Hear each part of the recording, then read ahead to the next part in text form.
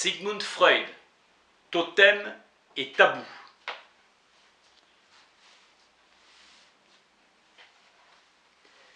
Quelques concordances entre la vie psychique des sauvages et celle des névrosés.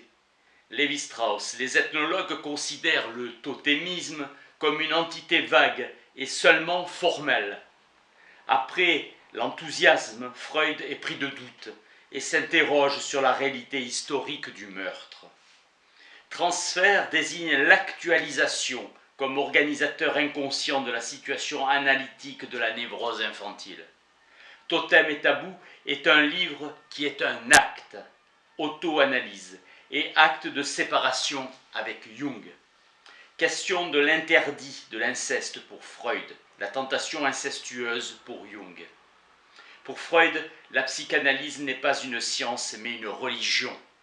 Les frères s'unirent pour tuer le tyran, le père. Jung dira qu'il prend ses désirs pour des réalités. Erreur de la théorie de la séduction, fantasme.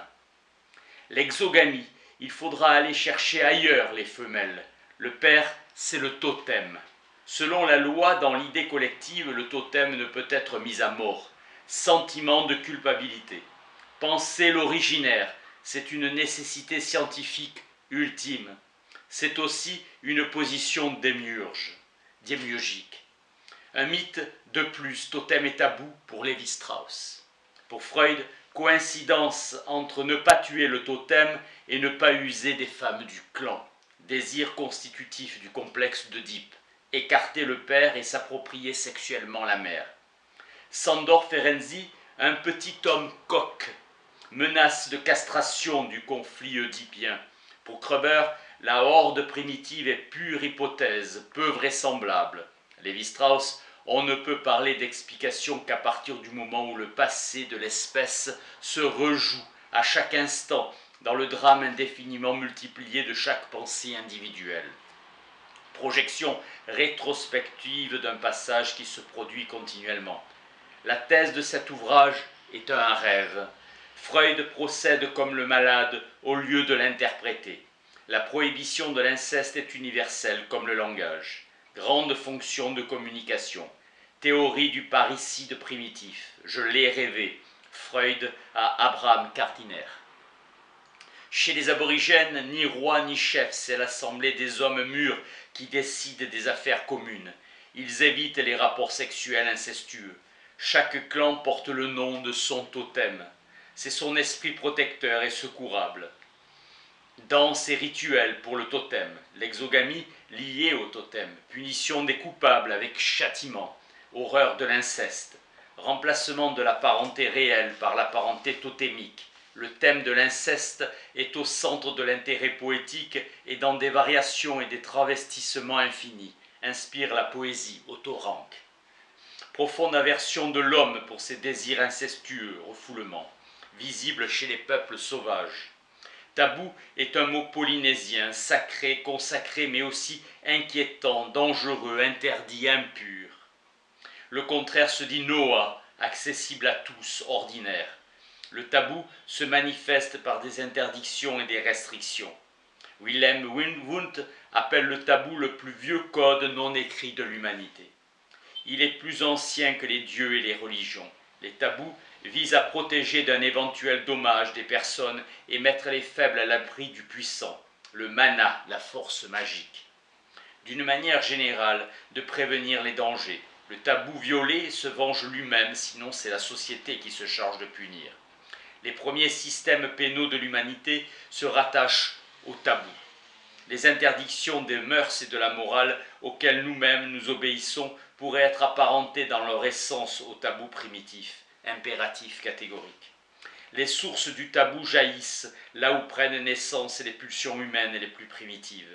Le tabou est à l'origine la crainte devenue objective du démoniaque, émanation de la croyance des peuples primitifs à des puissances démoniaques, Wundt.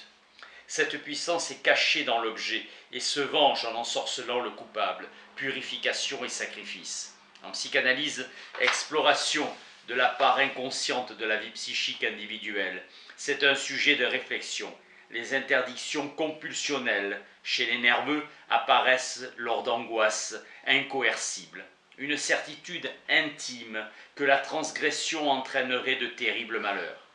Dans le délire de toucher, l'interdiction sous forme de phobie devient entrer en contact avec. Les interdictions compulsionnelles entraînent un formidable renoncement et d'extraordinaires limitations de la vie comme les interdictions tabous.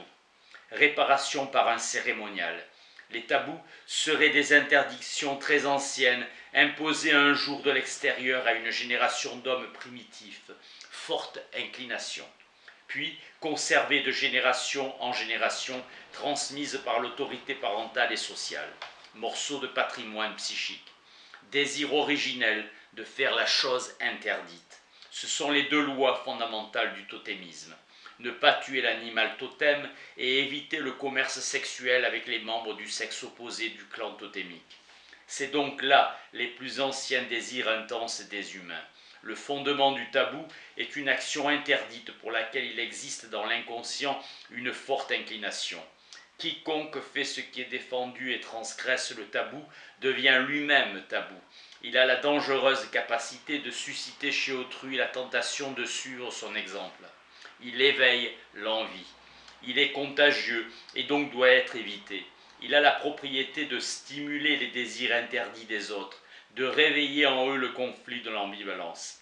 La transgression du tabou représente un danger social qui doit être puni ou expié par tous les membres de la société pour ne pas nuire à tous. Possibilité de limitation qui ne se tarderait pas à avoir pour conséquence la dissolution de la société.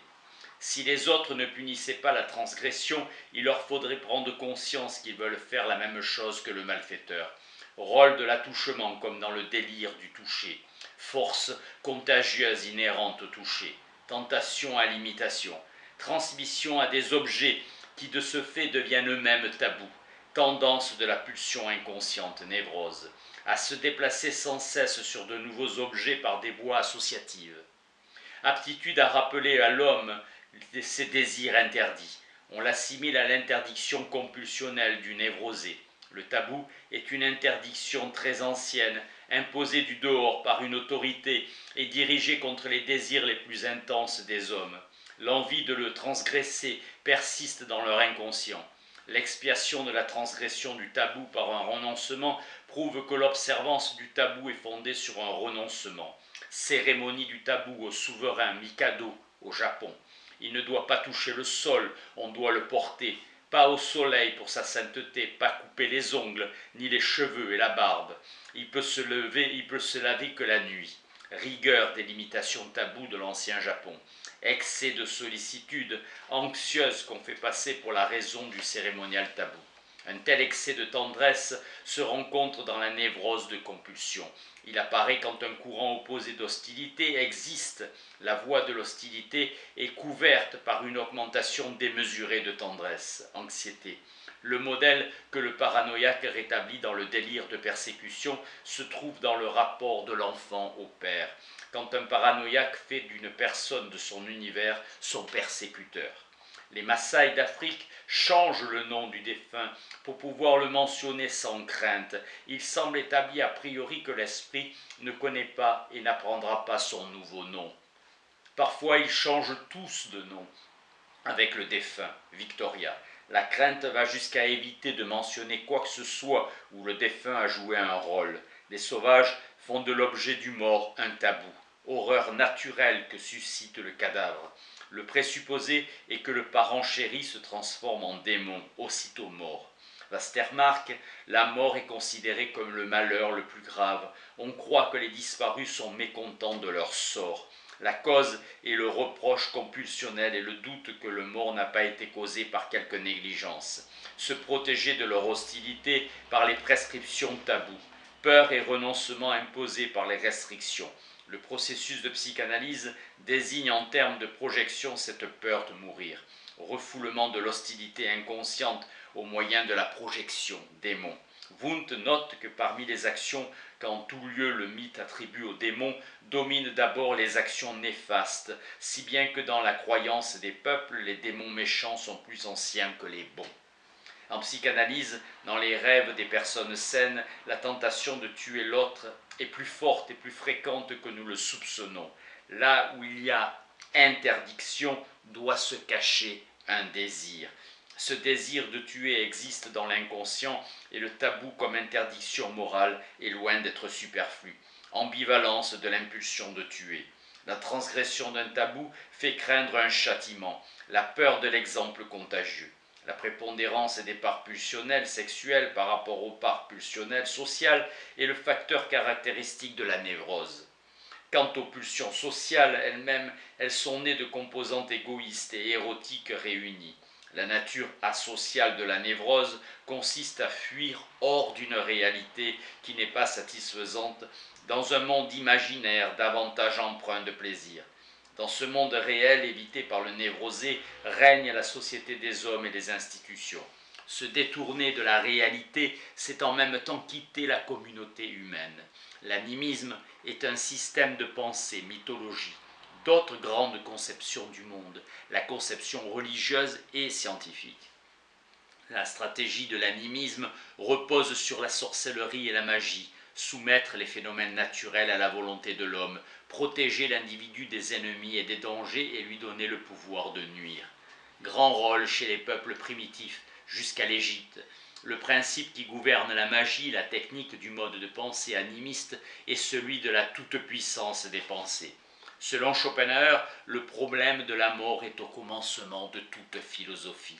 Dans le stade animiste, c'est à lui-même que l'homme attribue la toute-puissance. Dans la phase religieuse, il a cédé aux dieux en se réservant de diriger les dieux selon ses désirs, en exerçant sur eux de multiples influences. Dans la conception scientifique, l'homme accepte sa petitesse et s'est soumis avec résignation à la mort. L'homme, malgré tout, reste narcissique. Les investissements d'objets auxquels il procède sont des émanations de la libido qui reste attachée au moi. Les états amoureux sont les prototypes normaux des psychoses, correspondant au niveau le plus élevé de ces émanations par rapport au niveau de l'amour de soi. Dans notre civilisation, la toute-puissance de la pensée s'est maintenue dans l'art. Un homme consumé de désir fait quelque chose qui ressemble à leur satisfaction et que ce jeu, grâce à l'illusion artistique, provoque des effets pour ce qui est de l'affect, comme si c'était quelque chose de réel. On parle de magie de l'art, comparant un artiste à un magicien. Si nous soumettons le rêve à l'interprétation, nous apprenons que l'ordonnance instable et irrégulière de ses parties constitutives est très peu importante pour sa compréhension. L'essentiel dans le rêve, ce sont les pensées du rêve qui, à vrai dire, sont riches de sens, cohérentes et ordonnées. Le refoulement pulsionnel permet de mesurer le niveau de civilisation atteint. Les guerriers d'une tribu sauvage s'imposent la plus grande chasteté et la plus grande propreté dès qu'ils sont sur le sentier de la guerre. Fraser. Ils font même disparaître leurs déchets pour que l'ennemi ne s'en empare pas pour faire de la magie. La même chose vaut pour de nombreux cas de limitation sexuelle tant qu'on est occupé à des travaux difficiles et comportant des responsabilités. En Allemagne, une superstition dit qu'un couteau tranchant ne doit pas être tourné vers le haut pour ne pas blesser un ange. Ce tabou pressent l'action symptomatique pour lesquelles, sous l'influence de motions mauvaises et inconscientes, l'arme tranchante pourrait être utilisée. La psychanalyse a découvert en premier la surdétermination constante des actes. Avec le totémisme, certains animaux sont ni tués ni mangés en portant son deuil. On pense que l'animal tabou peut avoir été sacrifié rituellement. Les clans prennent les noms d'animaux. Les animaux totems passent pour épargner les membres du clan et annoncent l'avenir. Catéchisme. Le totémisme est un système religieux et social. Garcilaso de la Vega, un descendant des Incas du Pérou, faisait remonter les phénomènes totémiques aux besoins qu'éprouvaient les clans de se distinguer les uns des autres par des noms. Langue. Un totem serait un insigne de clan, un nom, le nom de l'ancêtre, Max Müller. Par leur qualité, certains individus se seraient attirés un nom de l'animal, un sobriquet qui s'est transmis à leurs descendants, Herbert Spencer. Le totémisme serait ainsi devenu un culte des ancêtres. Pour Durkheim, le totem est le représentant visible de la religion sociale de ces peuples. Il incarne la communauté qui est le véritable objet du culte. La source ultime du totémisme serait l'ignorance dans laquelle se trouvent les sauvages du processus de reproduction des hommes et des animaux, en particulier de leur ignorance du rôle que joue le mâle dans la fécondation. C'est l'intervalle entre l'acte fécondant et la naissance de l'enfant qui favorise cette ignorance. Le totémisme est une création de l'esprit féminin, enracinée dans les envies de la femme enceinte. L'exogamie est une pièce essentielle du système totémique. Le tabou lié au totem entraîne nécessairement l'interdiction d'user sexuellement d'une femme ou du même totem. Le totem est du même sang que l'homme et c'est pourquoi le lien du sang interdit le commerce sexuel avec la femme qui appartient au même totem. Le tabou totémique général qui interdit par exemple d'être assis à l'ombre de l'arbre totémique aurait suffi pour cela, langue. Le totémisme est l'institution la plus ancienne et l'exogamie serait venue s'y ajouter plus tard. Fin de la première partie, merci.